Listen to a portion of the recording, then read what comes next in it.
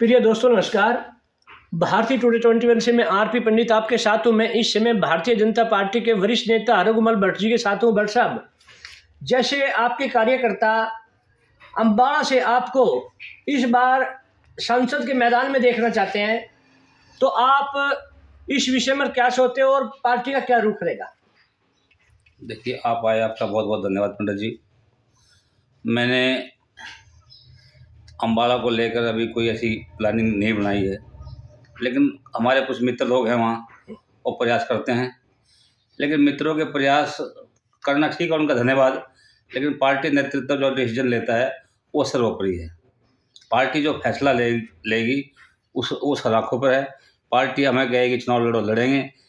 एक साधारण कार्यकर्ता के रूप में सेवा करने के लिए कहेंगे तो सेवा करेंगे।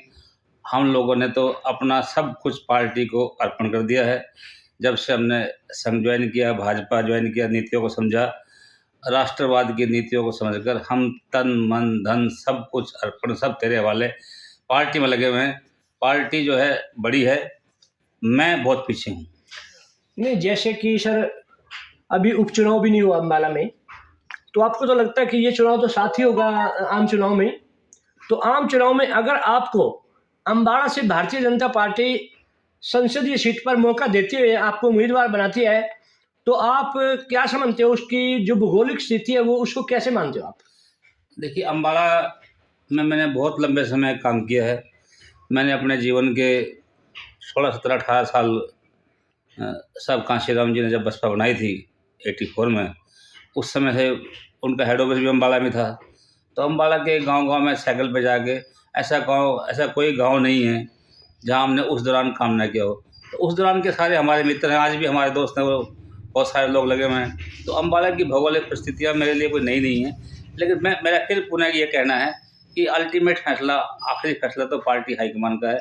नेतृत्व जो कहता है वो आम कार्यकर्ता को, मेरे जैसे कार्यकर्ता को कम से कम ये बात माननी चाहिए, क्योंकि मैं जब पार्टी के से जुड़ा हुआ हूँ, पदाधिकारी भी हूँ, मुझे एक दायित्व भी दिया हुआ है, तो मेरे जैसे दायित्ववान कार्यकर्ता को तो पार्टी का फैसला ही मानना पड़ेगा।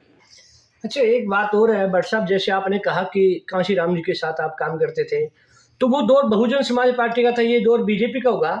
तो आप बहुजन समाज पार्टी के जो आपके मित्र आपके साथ थे, उनको बीजेपी में कैसे कन्वर्ट करोगे आप, अगर आपको मौका मिलता है तो?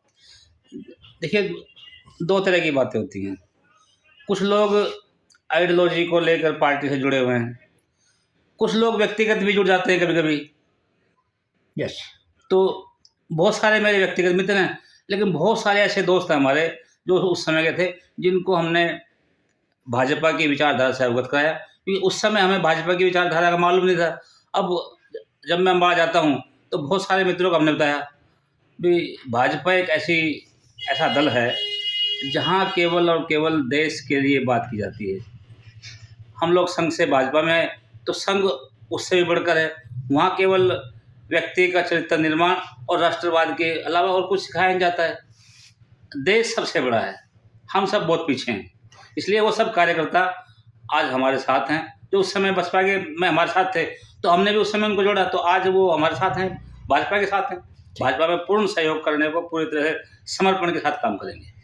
तो देखिए, भट्ट साहब जी ने यही कहा कि जिस तरह से समय बदला है, उसी तरह से भारतीय जनता पार्टी के वर्कर भी लोगों की मानसिकता को बदलने में कामयाब हुआ है।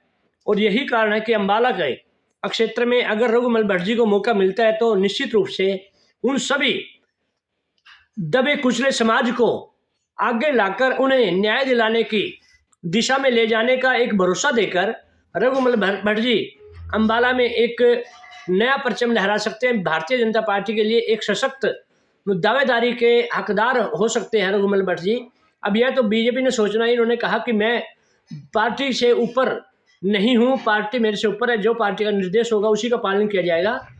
तो ये देखते हैं आने वाले समय में रघुमल भट्ट जी को भारतीय जनता पार्टी किस तरह का योगदान देती है।